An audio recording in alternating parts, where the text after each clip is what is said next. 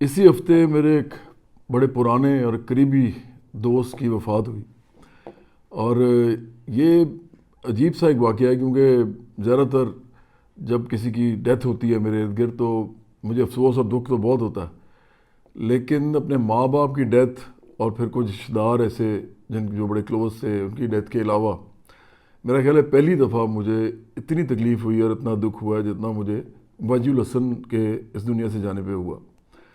ان کا میرا ساتھ جو تھا، ان کو ہم شاہ جی کہتے تھے، حالانکہ میں تو شاہ جی نہیں کہتا کسی کو، کیونکہ میں تو ان چیزوں کو مانتا ہی نہیں ہوں، میں تمام انسانوں کو برابر سمجھتا ہوں، اور میں یہ جو اس دنیا میں خرافات ہیں میں ان کو بالکل نہیں تسلیم کرتا، لیکن یہ بڑا پیارا آدمی تھا۔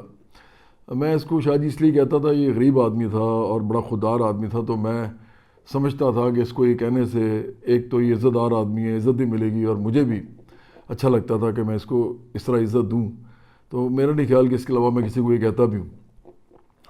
شاہ جی میرے پاس آئے تھے جب 2000 میں نے اپنا جوپٹر چھوڑ کے اپنا البم بنانا تھا، تو 1998 میں نے بینڈ چھوڑ دیا اپنا جوپٹرز، اور 1998 میں ہی میں نے اپنا ایک سیٹ اپ بنایا چھوٹا سا، اور اس کے اندر میں نے شوز شروع کیے اپنے نام سے، اور اس وقت سب سے پہلے وجی الحسن شاہ جی جو ہیں یہ میرے ساتھ آئے، اور انہوں نے میرے ساتھ ساؤنڈ کا کام بھی کرنا شروع کیا، اور اس کے علاوہ انہوں نے اور بھی مینجمنٹ بھی ایک طرح سے سنبھالی میرے بینڈ کی، اور اس کے بعد یہ پھر میرے ساتھ چلتے رہے، اور یہ تقریباً کوئی سمجھے 27 سال بنتے ہیں جو یہ میرے ساتھ رہے، اور یہ ایک ایسا عرصہ ہے جس کے اندر آپ کسی کو بہت اچھی طرح جان پاتے ہیں اور وہ بھی آپ کو بڑی اچھی طرح جان پاتا ہے، تو میرا ان کے ساتھ بہت یہ قریبی دوستی اور ساتھ رہا، اور آخرکار وہ پھر داغ مفارقت دے گئے۔ لیکن اس حوالے سے کچھ باتیں کرنا ضروری ہیں کہ شاہ جی کون تھے، ان کی ڈیتھ کیسے ہوئی، اور پھر پاکستان کے جو مجموعی حالات ہیں میں ان کے اندر اپنے اس طرح کے دوستوں کی ڈیتھ کو کس طرح دیکھتا ہوں۔ تو شاہ جی کو کچھ عرصہ پہلے جب میں نے میوزک کرنا بند کر دیا، تو میں بلکہ ان کو مذاق میں کہتا ہوتا تھا کہ مجھے نا شاہ جی کوئی فون کرے گا نا کوئی شو کے لیے، تو ان کو کہنا کہ 1 کروڑ روپیہ لوں گا، تو وہ خود ہی بھاگ جائیں گے کیونکہ شو تو میں نے کرنا نہیں ہے۔ تو شاہ جی آگے سے ہنستے تھے، وہ کہتے تھے جواد بھائی وہ صاحب ہی کیا کہہ رہے ہیں، تو میں کہتا تھا یار اسی طرح کہو، کیا فائدہ ایسے کہنے کا کہ میں نے میوزک چھوڑ دیا ہے، مطلب لائیو شوز چھوڑ دیے ہیں، میوزک تو نہیں چھوڑا، تو لائیو شوز نہیں کرنا چاہتا اب میں۔ تو بہتر ہے کہ یہ طریقہ ہے کہ آپ لوگوں کو اتنے پیسے بتاؤ کہ وہ لوگ کہیں یار یہ کیا بات کر رہے ہیں۔ تو شاہ جی کو بڑی ہنسی آتی تھی اس بات پہ، لیکن بہرحال میں ان کو کہتا تھا کہ آپ کوئی شو وہ آئے گا نا تو میں آپ کو دے دوں گا، اور آپ کسی اور کے ساتھ کسی اور آرٹسٹ کو کر لیا کریں۔ تو اسی طرح کی میری بات ان سے آخری دفعہ ہوئی اسی دن جس دن ان کی ڈیتھ ہوئی، یہ کوئی دوپہر کی بات ہے، میں نے ان سے یہی بات کی، ایک کوئی اسی طرح کی انکوائری آئی تھی تو میں نے ان کو دے دیا وہ، اور شاہ جی اسی طرح ہنستے رہے، اور اس کے بعد شام کو مجھے پتہ چلا کہ ان کی ڈیتھ ہو گئی ہے۔ میں نے ذرا پروب کیا پہلے تو فون پہ کہ کس طرح ڈیتھ ہو گئی، سمجھ ہی نہیں آئی، بڑے شاکنگ بات تھی۔ تو مجھے پتہ چلا کہ انہوں نے کوئی پھکی کھائی ہے کسی حکیم سے لے کے، کوئی پیر ٹائپ حکیم ہے جس نے ان کو وہ پھکی دی، اور وہ پیر نے اپنے مرید کی جان لے لی، اور یہ تو خیر عام طور پہ ہوتا ہے پاکستان میں، کسی کو پتہ نہیں لگتا، لیکن اور کوئی بولتا بھی نہیں ہے، لیکن میں تو بولتا ہوں، میں تو سمجھتا ہوں کہ پیری مریدی جو ہے اس ملک کے اندر جتنا نقصان اس نے پہنچایا ہے اس ملک کے اندر لوگوں کو، ان کی غیرت، ان کی حمیت، ان کا جو سیلف رسپیکٹ ہے، ان کے اندر انقلابی جذبات ابھرنا، یہ سب ختم کر دیے، دبا دیے۔ اب جو آدمی کسی انسان کا مرید ہو، اس نے کیا کسی کے لیے لڑنا ہے، یا اپنے لیے لڑنا ہے، یا اپنے ماں باپ کے لیے لڑنا ہے، یا اپنے بال بچوں کے لیے لڑنا ہے۔ تو شاہ جی کو اس طرح کے ویسے تھے بھی نہیں وہ مرید۔ ایک تو مجھے کہتے ہیں کہ وہ میری ماں نے مجھے کہا تھا بچپن میں کہ آپ نے نا جانا ہے نا جب پیر کے پاس، کیونکہ پیروں کے پاس ان کو جانا پڑتا تھا، مجبوریاں ہوتی ہیں، وجہ ہوتی ہیں، تو آپ نے نا سونے کی چین پہن کے نہیں جانا، کیونکہ سونے کی چین پہن کے گئے تو پیر اتروا لے گا۔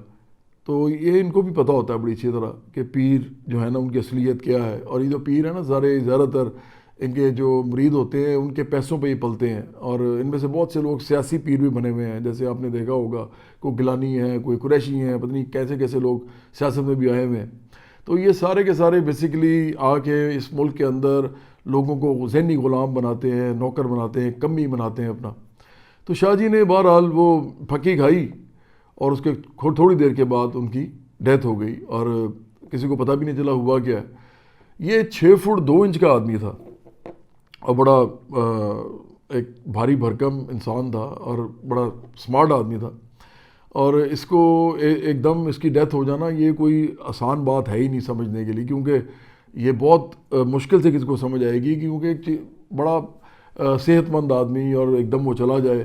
کچھ عرصے سے شوگر تھی ان کو، اور یہ شوگر کی دوائی نہیں لیتے تھے، تو اس کے لیے وہ کیا کرتے تھے بھائی صاحب کہ اپنے ڈنڈ بیٹھ کے اور یہ سارا کچھ، بڑا میں نے کہا نا کہ بڑا جاندار اور صحت مند آدمی تھا، تو ان چیزوں سے وہ شوگر کنٹرول اپنی کرتے تھے۔ میں بڑا سمجھایا میں نے بڑی دفعہ، بگے نے بھی سمجھایا، کیونکہ بگے کے ساتھ بھی بڑا عرصہ رہے شاہ جی۔ جب میں نے جب میوزک چھوڑ دیا، لائیو میوزک چھوڑ دیا، تو پھر شاہ جی بگے کے ساتھ ہی چلے گئے، اور بگے کے ساتھ ہی رہے آخر وقت تک۔ یہ پچھلے تقریباً آپ سمجھے 4-5 سال کی بات ہوگی، اور اس کے اندر ہی شاہ جی جو ہیں وہ آخر کار ان کے میرے ساتھ رابطہ بڑا کم رہا، کبھی کبھی ملاقات ہوتی تھی یا بات ہوتی تھی کچھ مہینوں کے بعد، لیکن یہ اتفاق کی بات ہے کہ اسی دن میری بات ہوئی جب ان کی ڈیتھ ہوئی ہے، لیکن ادروائز 2 مہینے گزر جاتے تھے۔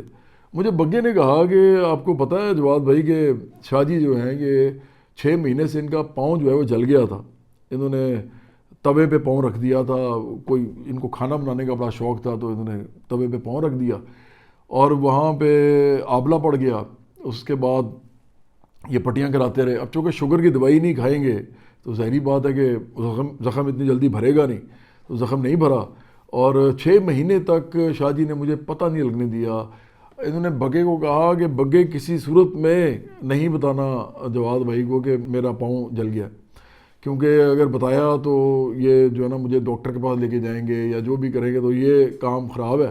بگا بھی کہتا تھا ڈاکٹر کے پاس جائیں، لیکن وہ مانتے نہیں تھے، لیکن ان کو پتہ تھا کہ اگر میں یہ بات کروں گا تو پھر بہت ہی زور سے کروں گا، تو وہ انہوں نے مجھے پتہ نہیں لگنے دیا۔ ادروائز میں تو ڈیفینیٹلی کم از کم اتنے عرصے سے شوگر کی دوائی نہیں کھاتے تھے، تو اب تو کھانی ضروری تھی اور اس کو کنٹرول کرنا ضروری تھا۔ تو شاہ جی کی اس طرح کی جو چیزیں تھیں وہ میں سمجھتا ہوں کہ میں کچھ چیزیں آپ کو بھی دکھاؤں گا بھی، ان کے میں نے کوئی ویڈیوز اور ان کی جو تصویریں ہیں وہ اس لیے ہے کیونکہ آپ کو پتہ لگے گا کہ کیسا زبردست آدمی تھا، اور آخر کار جو ہے یہ اسی طرح کے جو معاملات ہیں ان کے اندر کس طرح کے لوگ جو ہیں وہ اس کی بھینٹ چڑھ جاتے ہیں۔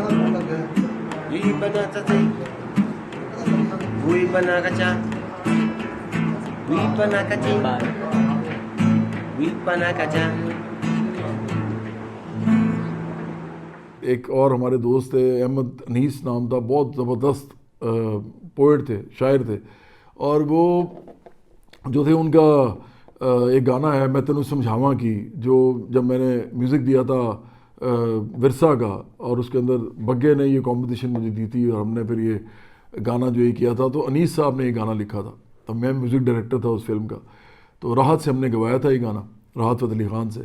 تو جب یہ احمد انیس کو یہی ایشو تھا کہ کچھ بھی ہوتا تھا تو یہ جاتا تھا، میرے ساتھ بڑا اچھا تعلقات ہے احمد انیس کے، تو یہ جاتا تھا اور جا کے پیر کے پاس بیٹھ جاتا تھا۔ ایک دفعہ میں اور وہ جو اداکار شان ہیں اور پھر بگا، ہم سارے مطلب سارے علی بگا، ہم سارے اس کو لے کے گئے احمد انیس کو پنجاب کارڈیولوجی میں۔ وہاں جا کے میں نے ڈاکٹر کو کہا، میرا جو بھی وہاں پہ میرا دوست تھا، تو میں نے اسے کہا کہ یہ بتائیں کیا کرنا ہے، تو اس نے کہا صبح صبح ان کو کہیں کہ 6 بجے آ جائیں اور ان کی اینجیوگرافی ہوگی۔ تو میں نے کہا ٹھیک ہے، یہ 6 بجے پہنچ جائیں گے۔ تو میں نے انیس صاحب کو کہا 6 بجے آپ نے پہنچ جانا ہے۔ وہ کوئی تقریباً 6:30 بجے یا 7 بجے میں سویا ہوا تھا، مجھے فون آیا اور مجھے کہا گیا جی کہ وہ تو پہنچے ہی نہیں۔ میں بڑا حیران ہوا، میں نے کہا ہیں یہ آدمی پہنچا کیوں نہیں؟ تو بات ختم ہو گئی۔ دوپہر کے قریب میں نے ان کو کال کیا، انہوں نے مجھے بڑی شرمندگی سے بتایا کہ جی میں تو پیر صاحب کے پاس آ گیا تھا، اور پیر صاحب نے مجھے کہا کہ کوئی ضرورت نہیں اینجیوگرافی کروانے کی، وہ ایسے مر ہی نہ جاتا بندہ اس میں، حالانکہ روز ہزاروں اینجیوگرافیز پورے پاکستان میں ہسپتالوں میں ہوتی ہیں، کوئی نہیں مرتا ورتا، بہت ہی کوئی ریموٹ چانس ہوتا ہے کہ کوئی ایسی چیز ہو جائے، وہ بھی پھر کوئی اس طرح کا معاملہ ہوتا ہے کہ اس آدمی کے اندر پہلے سے کوئی خرابی ہوتی ہے، اس کے کسی دل کے اندر، یا کوئی بہت ہی کوئی ناڑی ڈاکٹر کو اس طرح کر دے، ادروائز تو یہ تو روز کا معمول ہے۔ تو میں نے ان سے کہا کہ یہ پیر نے یہی کہہ دیا آپ کو؟ اس نے کہا جی وہ پیر صاحب کہتے ہیں، وہ بھی کوئی شاہ شو بنا ہوا تھا جو بھی پیر تھا، اپنی طرف سے بڑا اس نے آستانہ بنایا ہوا تھا. اس نے کہا جی کہ آپ نا میرے سے لیں دوائی اور میں آپ کو دوائی دیتا ہوں. اصل بات کیا تھی؟ اصل بات یہ تھی کہ یہ سارا دن پیر کے پاس ہوتے تھے بھائی صاحب، اور پیر جو تھا وہ اس کو پتہ تھا کہ اب یہ میرے پاس ہی ہوتے ہیں تو مجھے ہی اب ان کا علاج کرنا پڑے گا، تو وہ علاج کروانے کے لیے پیسے لگیں گے، تو زیادہ بہتر ہے کہ اس کو پھکی دے دو. تو انیس صاحب کو پھکی دیتے رہے. اگلی دفعہ ہارٹ اٹیک جب ہوا انیس صاحب کو، یہ پہلا ہارٹ اٹیک تھا جب کہ میں بات کر رہا ہوں. دوسرا ہارٹ اٹیک جب ہوتا ہے تو مجھے بگا صبح صبح فون کرتا ہے کہ وہ اس کو انیس صاحب کو نا ہارٹ اٹیک ہو گیا. نہیں ایکچولی اس دن بگے نے نہیں فون کیا، اس دن انیس صاحب کے بھائی نے مجھے فون کیا کہ جی جواد بھائی وہ ان کو ہارٹ اٹیک ہو گیا ہے. مجھے پہلے تو مجھے بڑی تکلیف ہوئی، ساتھ مجھے بہت ہی غصہ چڑھا. میں نے بہرحال میں یہاں سے اٹھا اپنے گھر سے، سیدھا میں گیا میو ہاسپٹل جا کے میں نے وہ وارڈ میں پڑا ہوا تھا. اب ظاہری بات ہے غریب آدمی تھا تو وارڈ میں اس نے ہونا تھا، اور وارڈ میں بھی وہ ڈاکٹر جو ہے سویا ہوا تھا بیچارہ، وہ بھی سارا دن کی وہ جو ہے وہ ڈیوٹی کر کے وہ سویا ہوا تھا. تو اس نے اپنی طرف سے ان کو دیکھ لیا تھا جو بھی دیکھنا تھا. تو میں نے اس کو جا کے اٹھایا، میں نے کہا یار میں اسپیشلی آیا ہوں تو آپ ذرا انیس صاحب کو نا ذرا دیکھ لیں. تو یہ بڑا قیمتی آدمی ہے، بڑا زبردست شاعر ہے اور بڑا سمجھدار آدمی ہے، تو آپ نا ذرا اس کو تھوڑا سا اس کا خیال کریں. اس نے کہا جی بات یہ ہے کہ ان کا جو ہے نا ای سی جی کبھی اوپر جاتا ہے کبھی نیچے آتا ہے، ہم کنٹرول کر رہے ہیں، ساری دوائیاں بھی لگائی ہوئی ہیں، تو ابھی یہ تھوڑی دیر بعد سٹیبل میں ان کو کر لوں گا. اس نے کہا جواد بھائی فوراً ان کی نا انجیوگرافی کرائیں، اور مجھے لگتا ہے کہ یا تو ان کا بائی پاس ہوگا اور یا ان کی اینجیو پلاسٹی ہوگی. میں نے کہا جی ٹھیک ہے. میں نے انیس صاحب کو اور ان کے بھائی کو میں نے کہا کہ آپ نا دونوں صبح پہنچ جائیں دوبارہ. میں نے پھر فون کیا پنجاب کارڈیولوجی میں، اپنے دوست کو کہا کہ یار ان کا صبح کر دینا. ہوتا ہی ہے کہ پنجاب کارڈیولوجی میں نا 7 بجے کے قریب شروع کر دیتے ہیں وہ اینجیوگرافی یا جو بھی آپریشنز. تو اس سے پہلے اگر کوئی میرے جیسا بندہ کوئی بہت ہی زیادہ پیار سے کہہ دے کسی کو، تو وہ اپنے ذاتی ٹائم میں سے ٹائم نکال کے پھر وہ اس سے پہلے آتے ہیں، وہ مطلب اس سے بھی پہلے آ کے پھر وہ ان کو وہاں پہ اینجیوگرافی کرتے ہیں، اپنے گھر سے بھی پہلے نکلتے ہیں. تو ایک طرح سے فیور ہی کرتے ہیں، پیار کرتے ہیں میرے سے، تو کر دیتے ہیں. تو میں نے اسی طرح ان کو کہا کہ جی یہ ذرا دوبارہ آ رہا ہے تو آپ ذرا کر لیں یہ والا کام. اب کیا ہوتا ہے کہ میں صبح 6-7 بجے کے قریب نا مجھے خود ہی خیال آتا ہے، میں اٹھتا ہوں اور میں فون کرتا ہوں انیس صاحب کے فون پہ. انیس صاحب کا فون بند ہے. اس کے بعد میں ان کے بھائی کو فون کرتا ہوں، بھائی کا جو ہے وہ فون اٹھاتا نہیں وہ.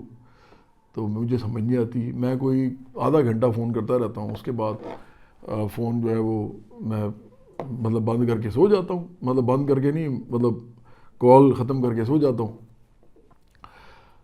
دوپہر کے بعد پھر میں اسی طرح فون کرتا ہوں تو انیس صاحب پھر اٹھا لیتے ہیں، اپنے بھائی کا فون اٹھا لیتے ہیں، اپنا فون بند کیا ہوا. میں نے کہا انیس صاحب آپ نے صبح گئے تھے، ہوگی اینجیوگرافی؟ کہتے نہیں جواد بھائی مجھے بڑا ڈر لگتا. اور میں نے کہا یار یہ اینجیوگرافی کرانی ہے. نہیں مجھے پیر صاحب نے بلا لیا تھا. پیر صاحب نے انیس کو بلا لیا. یہ ذہن میں رکھیں کہ پیر صاحب کے جو والد تھے نا وہ ہسپتال میں ان کی وفات ہوئی تھی، وہ ہسپتال میں مرے تھے. اور یہ خود بھی جو پیر تھا نا میں بڑی اچھی طرح جانتا ہوں، یہ بھی نا ڈاکٹروں کے بس پڑا ہوتا تھا. کبھی اس ڈاکٹر سے دوائی، کبھی ڈاکٹر سے، موٹا بھی تھا تو وہ ظاہری بات ہے اس کو مسئلے بھی پڑتے تھے. تو یہ آدمی جو ہے یہ سارا وقت یہ ڈاکٹروں اور اسپتالوں کے اپنے اس کے چکر پورے تھے. لیکن انیس صاحب کو اس نے لگایا ہوا تھا پھکیوں پہ اور اپنی دوائیوں پہ. تو انیس صاحب اس واقعے کے بعد ایک میرے دوست تھے بہت بڑے آنکالوجسٹ ہیں، ڈاکٹر امان اللہ خان، امریکہ میں ہوتے ہیں ڈیلس میں. اور بلکہ ایکچولی عمران کا جو ہسپتال ہے، میں عمران کو عمران ہی کہتا ہوں، مجھے اب وہ اچھا نہیں لگتا، آپ کو پتہ ہے بہت ہی بڑا مجھے وہ ایک منافق اور گھٹیا آدمی لگتا ہے، تو مذہب فروش اس ملک کے اندر سب سے بڑا سیاست میں. تو لیکن بہرحال اس کا جو کینسر ہاسپٹل تھا اس کے اندر ڈاکٹر امان اللہ خان بھی اس کے ٹرسٹی تھے، پہلے جو ٹرسٹی شروع میں تھے، تو کافی بڑا نام ہے. وہ آئے ہوئے تھے ادھر پاکستان، تو میرے ساتھ بڑی دوستی تھی. بلکہ ورثہ فلم کے اندر بھی ان کا کافی بڑا رول تھا. جو پیسے ورثہ پہ لگائے تھے وہ سارے ڈاکٹر امان اللہ خان نے لگائے تھے. تو یہ ورثہ بنائی انہوں نے تھی، وہ پروڈیوسر تھے اس کے. میں تو صرف اس طرح کا پروڈیوسر تھا جس نے لوگوں کو جمع کیا تھا، لیکن جو پیسے تھے وہ ڈاکٹر معاذ اللہ خان کے لگے تھے اور وکرم کھکھر کے، جو کہ انڈیا سے پروڈیوسر تھا، تو میوزک میں نے دیا تھا بہرحال۔ تو وہ ادھر آئے ہوئے تھے، تو انہوں نے آ کے احمد انیس کے پاس، ایکچولی اس پیر کے پاس ڈاکٹر معاذ اللہ خان کو اس نے انوائٹ کر لیا، انیس نے، اور وہاں پہ جا کے اس کے سامنے بیٹھ کے ڈاکٹر معاذ اللہ خان نے کہا کہ یہ جو آدمی ہے، اس کی میں نے جو چھوٹی موٹی رپورٹیں دیکھی ہیں اور جس طرح کی چیزیں مجھے بتائی گئی ہیں، اور پھر جواد نے بھی مجھے جو بتایا، تو یہ مشکل سے 6 مہینے زندہ رہے گا، 6 مہینے سے اوپر نہیں رہے گا اگر یہ علاج نہیں کرائے گا اپنا۔ ڈاکٹر معاذ اللہ خان واپس چلے گئے۔ تو میں تو یہی سمجھتا ہوں کہ ڈاکٹر جو ہے، کیونکہ وہ سائنس کے طالب علم ہوتے ہیں، تو وہ پیروں سے بہت بڑے پیر ہوتے ہیں، کیونکہ وہ تو باقاعدہ اسپیکولیٹ کرتے ہیں نا، اندازہ لگاتے ہیں۔ تو انہوں نے کہہ دیا کہ 6 مہینے سے زیادہ نہیں زندہ رہنا ہے اس نے۔ 5 مہینے بعد مجھے بگے کا صبح فون آتا ہے، اور بگا مجھے کہتا ہے جواد بھائی، رو رہا تھا بگا، کہتا ہے جواد بھائی وہ انیس مر گیا۔ میں تو شوق میں آ گیا ایک دم، مجھے سمجھ ہی نہیں آئی، میں سویا ہوا تھا اس وقت، صبح کا ٹائم تھا۔ میں وہاں سے اٹھا اور میں گیا، ادھر پہنچا، صبح کا ٹائم ہی نہیں تھا بلکہ ابھی رات تھی جب میں وہاں پہنچا تھا، تو کافی لیٹ نائٹ اس کی ڈیتھ ہوئی۔ تو وہاں پہ اسی طرح بھاٹی گیٹ میں، یہ شاہ جی بھی بھاٹی گیٹ میں رہتے تھے اور یہ احمد انیس بھی، وہاں پہ بڑے بڑے ٹیلنٹڈ اور بڑے بڑے غریب لوگ رہتے ہیں، اور ان کو اسی طرح کی چیزوں کے اندر ڈالا ہوا ہے، بس وہ پیری مریدی کے چکر میں رہتے ہیں، مطلب ان کو صبر شکر اور دعا پہ لگایا ہوا ہے اس حکومت نے بھی، حکومتوں نے بھی، ہماری ریاست نے بھی، اور یہ پیروں نے بھی، اور پھر مذہبی جو ہمارے مذہب فروش قسم کے جو علماء ہیں وہ بھی، انہوں نے بھی، اور پھر یہ جو خیراتی ٹائپ لوگ ہیں، یہ جو خیرات دینے میں، چیریٹی دینے میں جو ہے یہ ڈرامے بازی کرتے ہیں، انسانوں کو یہ نہیں کہتے کہ ہم نے کو کے لیے لڑو، بلکہ وہ ہاتھ پھیلاؤ اور چیریٹی لے لو، خیرات لے لو۔ تو یہ بھاٹی گیٹ میں آپ کو بہت غربت ملے گی، بہت زبردست لوگ ہیں لیکن بہت غربت میں رہتے ہیں۔ اب میں تو ہر ایک کی غربت ختم نہیں کر سکتا، میں تو برابری پارٹی اسی لیے بنائی ہے نا، تاکہ لوگ اس پارٹی میں آ کے، کیونکہ سیاسی پارٹی صرف غربت دور کر سکتی ہے اور کوئی نہیں کر سکتا، کوئی مائی کا لال نہیں کر سکتا۔ سیاسی پارٹی بھی وہ جو غریبوں کے ساتھ کھڑی ہو، جو عام لوگوں کے ساتھ کھڑی ہو، اور کوئی یہ غربت دور نہیں کر سکتا پاکستان سے۔ امیروں کی پارٹی کبھی نہیں کر سکتی، بلکہ ایک ایسی پارٹی جس کے اندر ایک بھی امیر ہو، ایک بھی ارب پتی کھرب پتی ہو، جس پارٹی کے اندر باقی سارے غریب اور مڈل کلاس ہوں، وہ بھی نہیں کر سکتی غربت ختم۔ غربت ختم صرف وہ پارٹی کر سکتی ہے ہمارے جیسے ملک میں جہاں اتنی غربت ہے، جس کے اندر صرف مڈل کلاس اور غریب لوگ ہوں، کسی امیر کا نام و نشان نہ ہو، کیونکہ اس نے کھڑا ہی امیر کے سامنے ہونا ہے، اور امیر کے سامنے کھڑے ہو کے اس نے سیاسی مخالفت کرنی ہے اس کی۔ یہ بہت بڑا کام ہوتا ہے، یہ ایسے نہیں ہو سکتا۔ جب اس کے لیے بہت سے لوگوں کا ڈر نکل کے، اس کو خوف کو نکال کے، آخرکار بہادری اور دلیری ان کے اندر بھرنی پڑتی ہے، وہ ایک دوسرے کے ساتھ کھڑے ہوتے ہیں تو ایسا ہوتا ہے۔ تو بہرحال بھاٹی گیٹ میں میں گیا، وہاں میں نے پوچھا لوگوں سے، اس کے بھائی بھی کھڑے تھے انیس کے، اور بھی لوگ تھے، تو وہ پتہ یہ چلا کہ جی بس پیر صاحب کے پاس موجود تھا، اسی پیر کے پاس تھا، اور ایک دم اس کو ہارٹ اٹیک پھر ہوا ہے، اور اس دفعہ کچھ زیادہ ہارٹ اٹیک، اتنا زیادہ مطلب کیا میں اب کہوں آپ کو، کئی دفعہ نا رونے والی بات پہ نا ہنسی آتی ہے، کیونکہ اتنی ایک کامیڈی سی لگتی ہے یہ ساری، کہ انسان کیا کر سکتا ہے سوائے اس کے کہ آدمی ہنسے کہ یار کر تو میں کچھ نہیں سکتا۔ تو آپ کو بتاتے ہوئے تو کم از کم ہنسی آئے گی کہ ہوا اس طرف یہ ہے کہ ایک آدمی جس کے اندر اتنا ٹیلنٹ تھا، جس کے اندر اتنا زیادہ ایک انرجی بھی تھی لائف کی، اور وہ ایسی شاعری زبردست کرتا تھا۔ شرییا گھوشال جو ہے انڈیا کی، وہ بھی اس کی فین تھی، آپ یہ سوچ لیں، احمد انیس کی۔ تو اس آدمی کو پیر کے ساتھ وہ بیٹھا ہوا تھا، ہارٹ اٹیک ہوتا ہے، اور پیر کہتا ہے، وہی والا پیر، کہ تمہیں نا زیادہ تمہاری طبیعت خراب ہے تو تم ہسپتال چلے جاؤ، ہسپتال چلے جاؤ۔ کب کہا؟ جب اس کو اتنا بڑا ہارٹ اٹیک ہوا کہ پیر کو سمجھ آ گئی کہ یہ پھکی سے تو یہ جو میں ڈرامے بازی کرتا ہوں اس سے تو یہ ٹھیک ہونا نہیں ہے، اور یہ تو ہوتا نا کہ تو آپ ایسے کسی کو پانی بھی پلا دیں، یا کسی کو کوئی سفوف دے دیں نا، اس کے اندر کچھ بھی نہ ہو، اور اس کو وہ کھا لیں تو وہ ایک وہ کہتے ہیں نا پلیسیبو افیکٹ ہوتا ہے، کہ یہ آپ کہتے ہیں کہ جی شاید میں اسی سے ٹھیک ہو جاؤں، تو وہ اسی طرح ٹھیک کرتے رہتے ہیں اس طرح کے لوگ۔ تو اس نے بہرحال وہ اس کو جب بھیجا، وہ رکشے میں اس نے بٹھایا، اس کے بھائی نے اس کو، وہ پیر نے اپنی گاڑی بھی نہیں دی، وہ رکشے میں بیٹھا غریب آدمی، راستے میں وہ ہاسپٹل جاتے جاتے اس کی ڈیتھ ہو گئی. اگلے دن میں اس کے جنازے پہ گیا تو پیر بھی کھڑا ہوا تھا جنازے میں. تو بلکہ مجھے یاد ہے میں نے شان وہاں پہ تھا. شان کے ساتھ میرے کوئی بہت اچھے آج کل کوئی تعلقات نہیں، کیونکہ عمران کے ساتھ جو بھی کھڑا ہوتا ہے مجھے بڑا سخت اس پہ غصہ بھی ہوتا ہے، بڑا برا بھی لگتا ہے مجھے وہ آدمی، کیونکہ عمران سے زیادہ گھٹیا آدمی میں نے آپ کو کہا میں نے آج تک نہیں دیکھا پاکستان کے اندر. تو لیکن بہرحال اس زمانے میں اس سے اچھی لیک تھی. اس کے ایک میں نے ویڈیو اس کے ایک فلم کا میں نے میوزک بھی دیا تھا شان کی، موسیٰ خان نام کا. میں بگا دونوں تھے اس میں. تو بگے نے رینج بھی کیا تھا بگے کی، تو کمپٹیشن بھی تھیں، لیکن بہرحال مین کمپٹیشن میری زیادہ تھیں اور میوزک ڈائریکٹر تھا میں اس فلم کا. تو وہ جو شان تھا اس کو میں نے کہا یہ اس نے مارا ہے، اس کو، اس پیر نے اس کو مارا ہے. اور میں نے یہ بات بعد میں اس کو بھی کی بگے کو. بگا نے کہتا آپ ٹھیک کہہ رہے ہیں، ایسا ہی ہے، کیونکہ جب کوئی علاج نہیں کرائے گا تو کیسے وہ زندہ رہے گا. تو دیکھیں بات یہ ہے کہ میرا دوست تو چلا گیا، جو شاہ جی جو چلے گئے، وجی الحسن چلے گئے. اب ان کے خاندان کا ان کے پیچھے کیا بننا ہے وہ دیکھنا پڑے گا، ہمیں بھی دیکھنا پڑے گا، اور لوگوں کو بھی دیکھنا پڑے گا. لیکن ایک بندہ مطلب خوش شکل آدمی، ایک صحت مند آدمی، ایک بڑا زندگی سے بھرپور آدمی صرف اس لیے چلا گیا کہ ایک تو وہ پیری مریدی والے پھکیاں، دوسرا انہی لوگوں کے کہنے پہ ظاہری باتیں کیا ہوگا نا کہ نہیں ڈاکٹر کے پاس نہیں جانا، شوگر کی دوائی نہیں لینی. جیسے آج کل وہ ایک ویکسین آئی ہوئی ہے تو وہ عورتوں کے لیے، جس کے اندر اگر وہ ویکسین آپ لگا لیں، پتہ نہیں HPF ہے یا کیا ہے، تو اس سے کیا ہوگا کہ آپ کی عورتوں کو اگر 9 سے لے کے 14 سال کی عمر تک اگر آپ لگا لیں تو اس کے بعد ان کو کینسر نہیں ہوگا، سروائیکل کینسر یا اس طرح کے جو کینسر ہوتے ہیں. تو آج کل یہ جاہل لوگ اس قوم کے اور بہت سارے موجود ہیں اس میں، وہ کہہ رہے ہیں نہیں جی نہیں یہ ویکسین نہیں لگوانی، یہ ہے وہ ہے. اور بھائی تمہیں پتہ نہیں ہے، تم جب سے پیدا ہوئے تمہیں ویکسین نہیں لگی ہے. جب پیدا بھی ہوتے ہو نا ویکسین نہیں لگتی ہیں. تم جاہل لوگ ہو کہ تمہیں اتنا نہیں پتا کہ یہ تو پولیو سے لے کے قطروں سے لے کے جو بھی تمہیں پلایا وہ کھلایا جاتا ہے نا، یہ سارا کا سارا اگر پیسوں سے ہو نا، ان میں سے بہت ساری چیزیں تو مفت ہوتی ہیں. تمہیں مفت چیز ملتی ہے تو تم جو ہو اس کو اس کے اندر سازشیں ڈھونڈتے ہو. یہ پیسوں کے ملیں تو تمہارے بیڑا غرق ہو جائے. صرف وہی لگوائے جا کے کہ جس کے پاس پیسے ہوں. جس طرح کرونا کی ویکسین بھی تھی، بہت سے لوگ کہتے تھے اس کو لگوانے سے نقصان ہوتا ہے. او بھائی کرونا کی جو ویکسین تھی وہ مفت مل رہی تھی اور یہ لوگ اس کو نہیں لگوا رہے تھے. یہ پیسوں کی ملتی ہوتی تو میں دیکھتا کیسے نہ لگواتے. کیوں تو اس قوم کے اندر جاہلیت بہت زیادہ ہے. اس لیے تو عمران خان جیسے لوگ جو ہیں وہ پیری مریدی اور مذہب فروشی اور خیرات کے نام پہ ان لوگوں کو پاگل بناتے ہیں، بجائے کہ سائنس سکھائیں ان کو ٹیکنالوجی سکھائیں، ان کو عقلیت سکھائیں، منطق سکھائیں، اور بجائے کہ ان کو ایک خوددار انسان بنائیں، خیرات لینے والا نہ بنائیں.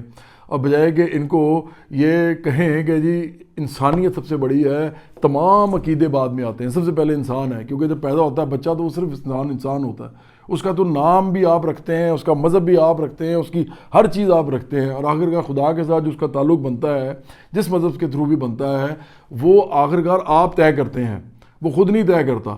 تو انسان تو سب سے پہلے ہوتا ہے نا، انسان کے بعد اس کا مذہب آتا ہے. جس طرح میں مسلمان ہوں تو میں پہلے انسان ہوں، جو میں آپ کے سامنے نظر آ رہا ہوں. اگر کسی کو نہ پتا ہو میں کون ہوں تو میں کیا ہوں آپ کے سامنے؟ انسان ہوں نا صرف. اگر آپ کو میرا نام بھی نہ پتا ہو، اگر آپ کو یہ بھی نہ پتا ہو کہ میرے ماں باپ کون ہیں، آپ کو یہ بھی نہ پتا ہو کہ میں کہاں رہتا ہوں، میں کہاں پیدا ہوا ہوں، اور وغیرہ وغیرہ جتنی بھی میری شناختیں ہیں، تو آپ کو کیا لگے گا؟ آپ کو لگے گا ایک انسان کھڑا ہوا ہے. اسے پوچھیں گے یہ کون ہے؟ یہ انسان ہے. وہ یہ کہے گا، یا زیادہ ہی کہہ دے گا کہ یہ مرد انسان ہے، یہ عورت انسان ہے، یا وہ خواجہ ذرا انسان ہے کسی کے بارے میں کہہ دے گا، یا یہ بچہ انسان ہے، یا بوڑھا انسان ہے، یا جوان انسان ہے. انسان اصل میں وہ ہے. تو یہ جو انسانیت ہے، سائنس ٹیکنالوجی اور پروگریس ہے، ترقی جس کو کہتے ہیں، ترقی پسندی کہتے ہیں، روشن خیالی اس کے اندر آتی ہے. اور ساتھ یہ جو ہم ہیومنزم کی بات کرتے ہیں، انسانیت کی، یہی وہ چیزیں ہیں جس سے قومیں آگے بڑھتی ہیں. اور یہاں پہ لوگوں کو جہالت کے اندھیروں میں دھکیلا گیا ہے. لوگوں کو کہا گیا ہے کہ تو آپ صبر شکر اور دعا کرو. حالانکہ صبر شکر اور دعا صرف اس وقت کام آتی ہے جب آپ کے پاس کوئی اور رستہ نہیں ہوتا. ادروائز آپ کے پاس سب سے بڑا رستہ لڑائی کا ہوتا ہے. آپ نے اپنے لیے لڑنا ہوتا ہے. لڑائی کے بغیر کبھی کچھ نہیں ہوتا. غلام بھی آزاد نہیں ہوئے لڑائی کے بغیر. عورتوں کو بھی رائٹس نہیں ملے اس دنیا میں لڑائی کے بغیر. تو لڑائی کے ساتھ سب کچھ ہوتا ہے. یہ بیٹھ کے خیرات مانگنے سے نہیں ہوتا. تو اس لیے یہ جو ہمارے اس ملک کے اندر منطق نہیں ہے، سائنس ٹیکنالوجی نہیں ہے، اور ساتھ انسانیت کا بالکل کوئی پرچار نہیں کرتا، جو کہ برابری باڑی جن پہ کھڑی ہوئی ہے. اس لیے اس ملک کا یہ حال ہے کہ یہاں پہ جو آرٹسٹ ہیں نا وہ بھی اتنے جاہل ہیں، اتنے وہ منافق ہیں، منافقت بھری ہوئی ہے اس ملک کے اندر. اور وہ بھی آگے جو ہے وہ عمران خان جیسے لوگوں کو سپورٹ کر رہے ہوتے ہیں، جو تسبیح پکڑ کے پھیر رہا ہوتا ہے. اور حرکتیں اس کی جو ہیں وہ آپ کو پتہ ہی ہے، اپنی سگی بیٹی کو چھوڑ کے اس لیے بھاگ گیا تھا تاکہ اس کی ماں سے شادی نہ کرنی پڑے. وہ اپنے حق ولدیت کے لیے پھر رہی تھی. تم اس کو بیٹی مان لیتے تو ختم ہو جاتا معاملہ، اور تم جو بھی کہتے ہیں، لیکن اس نے وہ نہیں کیا. اتنا بغیرت آدمی ہے اور مذہب بیچتا ہے، اور سارا وقت جو ہے یہ کبھی کہتا ہے نعوذ باللہ کہ خدا مجھے بنا رہا تھا، خدا مجھے تیار کر رہا تھا. ایسا گھٹیا آدمی ہے. تو اس ملک کے اندر یہی لوگ جو ہیں، اس کی ایک بیوی ہے جو اس کے بارے میں کہتا ہے وہ تو روحانیت کی پتہ نہیں معراج پہ ہے. تو اس طرح کے لوگ جو ہیں وہ آپ کو ملے ہوئے ہیں. اس کے علاوہ بھی یہ جو شریف خاندان ہے اور یہ بھٹو زرداری خاندان ہے، یہ بھی بہت مطلب بیچتے رہے ہیں، آج بھی بیچتے ہیں. آپ نے دیکھا ہوگا ہر جگہ کہتے ہیں خدا کا بڑا فضل ہے. اور بھائی خدا کا فضل امیروں پہ ہی ہو رہا ہے اس ملک کے اندر نسلوں سے، غریبوں پہ کیوں نہیں ہو رہا؟ غریبوں پہ بھی خدا کا فضل ہونا چاہیے نا. تو خدا کو انہوں نے ایسے رکھا ہوا ہے جیسے بتان باندھتے ہیں اس کے نام پہ. خدا تو سب کا ہے، اس نے سب کو برابر پیدا کیا ہے، ہر ایک کو اس نے اس دنیا کی ملکیت دی ہے. جو بھی انسان یہاں پیدا ہوتا ہے وہ تمام زمین آسمان جتنے بھی ہیں وہ اس کا مشترکہ مالک ہے خدا کے بعد. وہ سب کے سب اکٹھے مالک ہیں اس کے. زمین کسی کو خدا نے خود رجسٹری کر کے لوٹ کر کے نہیں دی تھی، یہ زمینیں لوگوں نے چھینی ہیں، اس کے بعد لوگوں کو آگے دی ہیں. اسی لیے رجسٹری ہمیشہ انسان کو دیتا ہے. اگر یہ زمینیں لوگوں کو دینی ہوتی اس کے نام پہ دینی ہوتی ہیں اور اس کے ہی ہوتی ہیں اصل میں، جیسے کہتے ہیں نا اس نے کوئی انعام کے طور پہ خدا نے اس کو دی ہوتی، تو خدا رجسٹری خود دیتا اس کو. رجسٹری کون دیتے ہیں؟ جن کے پاس زیادہ زمین ہوتی ہے. وہ زیادہ زمین کہاں سے آتی ہے؟ کیا خدا نے ان کو رجسٹری کروائی تھی اتنی زیادہ زمینوں کی؟ تو یہ سب ڈرامے بازی ہے. یہ اربپتی کھربپتی لوگ چھینتے ہیں، یہ جنگوں سے چھینی ہے انہوں نے، آپس میں جو ہے وہ ساز باز کر کے چھینی ہے. اور یہ جو حکمران طبقہ ہوتا ہے، اشرافیہ ہوتا ہے، یہ سارا کے کرتا ہی کھیل ان کا یہ ہے کہ یہ سب مل کے کھاتے ہیں اور دوسروں کو علیحدہ رکھتے ہیں. اسی لیے شریف خاندان، بھٹو زرداری خاندان اور عمران اور اس کا خاندان، عمران خان، ایمان خان، صاحب، یہ سارے کے سارے کھربپتی اربپتی لوگ ہیں. اسی لیے ہیں کیونکہ سب ایک ہیں. انہوں نے ایک دوسرے کو کبھی فائدے تو نہیں ہوتے، کبھی نقصان. کیونکہ جب ان کا پیسے سے آگے بڑھ کے یا کوئی کام جیسے شوکت خانہ بنانا تھا تو اس نے عمران نے پیسے اس سے زمین لے لی نواز شریف سے. جب لگا کہ نہیں اب تو میں نے وزیر اعظم بننا ہے، تو وزیر اعظم بننے کے لیے لڑائی صرف اسی سے کرنی پڑنی تھی، تو اس سے لڑائی شروع کر دی اسی سے. مسئلہ کیا تھا؟ کیونکہ اب پیسے صرف نہیں چاہیے تھے، ہسپتال نہیں بنانا تھا، اب وزیر اعظم بھی بننا تھا. تو لڑائی تو ان کی صرف یہ ہے کہ میں نے یہ کرنا ہے تو اس کو ہٹاؤ، اگر رستے میں جو رکاوٹیں ان کو ہٹاؤ، ادروائز وہ سارے مل کے کام کریں. میں نے نہ شریف خاندان سے کبھی کوئی پیسے لیے ہیں، زمین لی ہے، نہ میں نے عمران اور اس کے یہ جو اس کا جو گروہ ہے گھٹیا قسم کا پی ٹی آئی کا، اس سے کبھی کچھ لیا ہے، نہ میں نے بھٹو زرداری فیملی سے کبھی کچھ لیا ہے، نہ میں نے کسی جرنیل سے لیا ہے، نہ میں نے کسی جج سے لیا ہے، نہ میں نے کسی اس ملک کے بیوروکریٹ سے لیا ہے. میرا کسی سے کوئی تعلق نہیں ہے اس قسم کا. نہ میں نے کسی ادھر وہ جو امیر قسم کے کھربپتی ہے، امیر اربپتی علماء ہیں، ان سے کچھ لیا ہے. میں تو مڈل کلاس کا آدمی ہوں، ایک عزت دار خوددار آدمی ہوں، مجھے کوئی خرید نہیں سکتا. اسی لیے یہ میرے سب دوست جانتے ہیں، وجیل حسین بھی جانتا تھا، یہ مجھے بگا بھی جانتا ہے، مجھے جتنے بھی لوگ میرے ارد گرد رہے ہیں سب مجھے جانتے ہیں میں کس طرح کا آدمی ہوں. تو میں تو قناعت پسند آدمی ہوں. تو اس لیے میں تو بالکل آپ کو صاف بات بتا رہا ہوں، اس ملک کے اندر جو بھی حالات اس وقت ہو رہے ہیں آپ کے میرے ارد گرد، جو کچھ بھی میں دیکھ رہا ہوں، آپ کی بربادی ہو رہی ہے، آپ کا بیڑا غرق ہو رہا ہے، آپ کو جہالت کے اندھیروں میں دھکیلا جا رہا ہے. آپ کو اس ملک کے اندر باقاعدہ ایک طرح سے ٹیلنٹ آپ کے اندر ہو بھی تو آپ کو ٹیلنٹ تک پالش نہیں کرنے دیا جا رہا. آپ لوگ جو ہیں وہ اس طرح پھر رہے ہیں جس طرح بھیڑ بکریاں پھرتی ہیں. آپ دیکھیں کہ یہاں پہ کوئی کام کرنے والا بندہ تک نہیں ملتا. آپ نے کسی کو نوکری دینی ہو نا تو اس کو کام نہیں آتا ہوتا بیچارے کو. کام وہ سیکھے گا کیسے؟ نہ کوئی اچھا انسٹیٹیوٹ ہے، نہ لوگ اس کو سکھاتے ہیں، نہ کوئی سرکاری ادارے اچھے ہیں. تو تعلیم، علاج، روزگار، یہ سارا تو برابری پارٹی صرف کر سکتی ہے کیونکہ عام لوگوں کی پارٹی ہے. تو اس لیے میرے ارد گرد جو سب سے بڑا مسئلہ ہے میں دیکھ رہا ہوں، اور یہ میں نے آپ سے بڑی ضروری بات کرنی ہے کہ لوگ بڑی تیزی سے مر رہے ہیں. لوگ غربت سے، لوگ پریشانی سے، لوگ دوائی نہ ہونے کی وجہ سے لوگ مر رہے ہیں. میں آپ کو ایک بات بتاتا ہوں، اس ملک کے اندر شوگر کا، بلڈ پریشر کا، ہارٹ کا اگر ایشو ہو تو اس کی دوائیاں کھانی پڑتی ہیں. اب وہ دوائیاں اتنی مہنگی ہیں کہ ایک مڈل کلاس کا آدمی بھی وہ دوائیاں نہیں کھا سکتا پر منتھ. وہ ایک مہینے میں جتنی دوائیوں کا پیسے آتے ہیں اس میں وہ سوچتا ہے میں اپنے بچے کی تعلیم کا نہ کیوں کچھ نہ کر لوں. تو وہ کیا کرتا ہے، وہ اپنی موت کا سودا کر لیتا ہے. یہ موت کا سودا شاہ جی نے بھی کیا تھا، یہ موت کا سودا روز لوگ کرتے ہیں. لوگ یہاں تک موت کا سودا کرتے ہیں کہ اپنے ماں باپ کا بھی کرتے ہیں. کئی دفعہ ان کے بچے اور ماں باپ آمنے سامنے آ جاتے ہیں کہ ماں باپ غریب ہیں، اتنے غریب ہیں ان کے پاس پیسے نہیں ہیں ماں باپ کے پاس کہ اپنا علاج کرا سکے. اب آدمی جو ان کا بچہ ہوتا ہے وہ سوچتا ہے کہ یار میں ماں باپ کا علاج کراؤں یا میں بچے کی فیس نہ دوں، بچے کو اسکول سے اٹھوا لوں. تو اس کے سامنے ایک بہت بڑا پہاڑ کی طرح ایک فیصلہ اس نے کرنا ہوتا ہے. اور بہت سے لوگ جو ہیں یہی فیصلہ کرتے ہیں کہ جی خدا کی مرضی ہے، اب میرے ماں باپ کو میں بڑا علاج نہیں کرا سکتا، میں اب گھر نہیں بھیج سکتا، میں بچوں کو اٹھا نہیں سکتا ادھر سے، میں نے تو گھر میں بڑے مسائل ہیں، میں تو بل بھی دینے ہوتے ہیں. تو وہ ماں باپ کو خدا کے سپرد کر دیتے ہیں، جو کہ اصل میں خدا کے سپرد کرنا نہیں ہوتا. خدا کے سپرد کرنے کا مطلب ہے کہ آپ نے خدا کی جو نعمتیں ہیں ان کے سپرد کیا ہے. تو نعمتیں تو ہیں ہی نہیں آپ کے پاس، اس ملک میں نعمتیں ملتی ہی نہیں آپ کو. یہ سارا جتنا حکمران طبقہ ہے نعمتیں تو ان کے لیے ہیں، آپ کے لیے تو بربادی ہے، خواری ہے، آپ کے لیے تو تباہی ہے. تو اس ملک کے اندر اگر میں دیکھ رہا ہوں ارد گرد اپنے کہ ہر جگہ لوگ مری جا رہے ہیں، جوان لوگ مر رہے ہیں اس وقت، دوائی نہ ہونے کی وجہ سے مر رہے ہیں. ان کو پیسے نہیں ہوتے دوائی کے تو وہ کیسے نہیں مریں گے؟ بلڈ پریشر کی دوائی نہیں کھائیں گے، شوگر کی دوائی نہیں کھائیں گے. شاہ جی ہو سکتا ہے اس لیے نہ کھاتے ہوں شوگر کی دوائی کہ ان کو لگتا ہو میرے پاس پیسے کہاں سے آئیں گے. اب میں نے آپ کو بتایا کہ میں تو ایک انقلابی آدمی ہوں، سیاسی آدمی ہوں. میں اپنے ارد گرد جتنے بھی لوگ ہیں میں سب کا ذمہ نہیں اٹھا سکتا. اسی لیے میں نے تو میوزک بھی چھوڑ دیا ہے نا، میں تو یہ پارٹی چلا سکتا ہوں. تو پارٹی میں آؤ نا. اور بغیر تو تم لوگ مر رہے ہو، تمہارے ارد گرد تمہارے ماں باپ مر رہے ہیں، تمہارے بچے مر رہے ہیں، تمہارے ارد گرد بربادی ہو رہی ہے، اور تم لگے ہوئے ہو شریف خاندان، بھٹو زرداری خاندان، عمران خان جیسے جعلی انقلابی کے پیچھے. جو لوگ بڑے بڑے گھروں میں رہتے ہیں، بڑی بڑی گاڑیوں میں پھرتے ہیں اور انجوائے کرتے ہیں، اور پھر خیرات دے کے لوگوں کو تماشا دکھاتے ہیں اپنا. آج کے لیے بڑے آرٹسٹ باہر نکلے ہوئے ہیں، وہ اپنی خیرات کے کاروبار دکھا رہے ہیں لوگوں کو. میں تو جس کے لیے کر رہا ہوں اس کے لیے وہ کر رہا ہوں. انہی آرٹسٹوں کے اپنے کو بزنس ہیں تو ان میں جا کے دیکھیں وہ اپنے ملازموں کو پیسے کتنے دے رہے ہیں.